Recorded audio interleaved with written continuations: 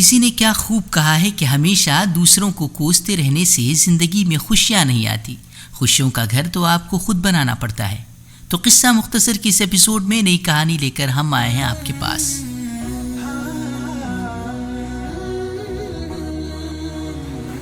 زور کی بارش ہو رہی تھی، دفتر سے باہر نکلنے کو جی نہیں کر رہا تھا، لیکن وقت بھی کھانے کا ہو چکا تھا۔ میں اٹھا اور فیکٹری سے باہر نکلنے لگا۔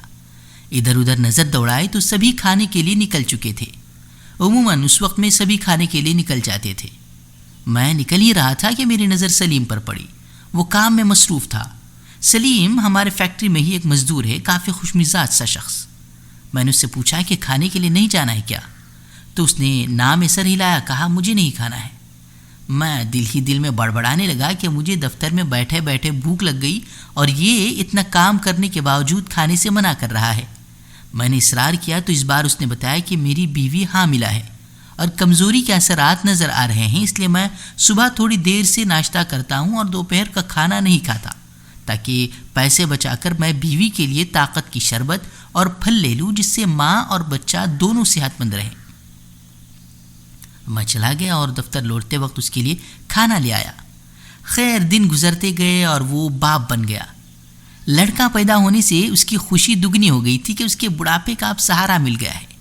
دن گزرتے گئے اور اب تو بچہ اسکول بھی جانے لگا تھا۔ میں کبھی دیکھتا کہ وہ پیسے گن رہا ہوتا تھا، پوچھتا تو بتاتا کہ آج بیٹے کے لیے نئے جوتے خریدتے ہیں، کبھی کہتا کہ نیا بستہ دلانا ہے، کبھی کہتا کہ آج اس کے لیے نئے کپڑے خریدنے کا پلان ہے۔ مجھے تعجب ہونے لگتا کہ اس کے پیروں میں کام کی وجہ سے چھالے پڑے ہوئے تھے، اپنے کٹے ہوئے زخموں پر وہ صرف کپڑے کا ایک ٹکڑا باندھے ہوئے تھا۔ کبھی میں نے اسے اچھا لباس پہنے نہیں دیکھا تھا، لیکن اس حال میں بھی وہ اپنے بچے کی خواہش پورا کرنے کے لیے دن رات ایک کر دیتا تھا۔ اور یوں ہی سال در سال گزرتے گئے اور وہ جوانی سے ادھیڑ عمر کو پہنچا اور اس کا بیٹا جوان۔ لیکن ابھی کچھ دنوں سے وہ کافی پریشان سا رہنے لگا تھا۔ میں نے اس سے پوچھا کہ کیا بات ہے، تو وہ ٹال گیا۔ ایک اور بار پوچھا تو اس بار اس نے کہا کہ عمر ہو گئی ہے نا۔ تو میرے منہ سے بے اختیار نکل گیا کہ اب تو بیٹا بھی جوان ہو گیا ہے، اب کیسی فکر۔ اس کے چہرے پر مایوسی چھا گئی۔ جس شخص کو زمانے کے بدلتے حالات نہیں توڑ سکے، شاید میرے اس جملے نے اسے پوری طرح سے توڑ دیا تھا۔ میں سمجھ گیا کہ بات کچھ اور ہے۔ میں نے اس بار اس کی پیٹھ پر ہاتھ رکھا اور ہلکے سے سہلاتے ہوئے دوستانہ انداز میں پوچھا کہ کیا ہوا ہے۔ اسے اب اپنائیت کا احساس ہونے لگا تھا۔ وہ کہنے لگا کہ بچے کو پڑھایا لکھایا، میرے ہاتھ سے جو بن پڑا میں نے کیا، کبھی خود کی پرواہ تک نہیں کی، لیکن آج وہ کہتا ہے کہ آپ نے جوانی میں کچھ کیا ہوتا تو آج ہم بھی امیر ہوتے۔ اس کی بات سن کر میں حیران رہ گیا اور میرے ذہن میں ان دنوں کی یاد تازہ ہو گئی جب وہ اسی بچے کے لیے ایک وقت کا کھانا چھوڑ دیتا تھا۔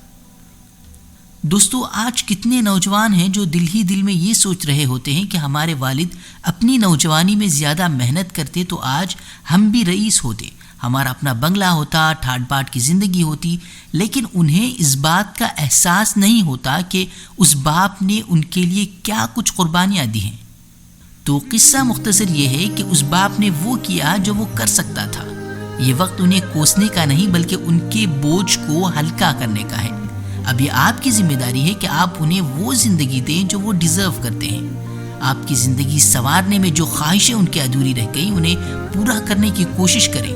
ان کے جھریوں بھرے چہرے پر مسکان لانے کی کوشش کریں۔ سچ کہا ہے کہ ماں کے قدموں تلے جنت اور باپ جنت کا درمیانی دروازہ ہے۔ چاہو تو اس دروازے کو ضائع کرو، چاہو تو حفاظت کرو۔ تو دوستو، اگلے ہفتے پھر ملیں گے ایک نئی کہانی کے ساتھ۔ تو خوش رہیے اور خوشیاں بانٹتے رہیے۔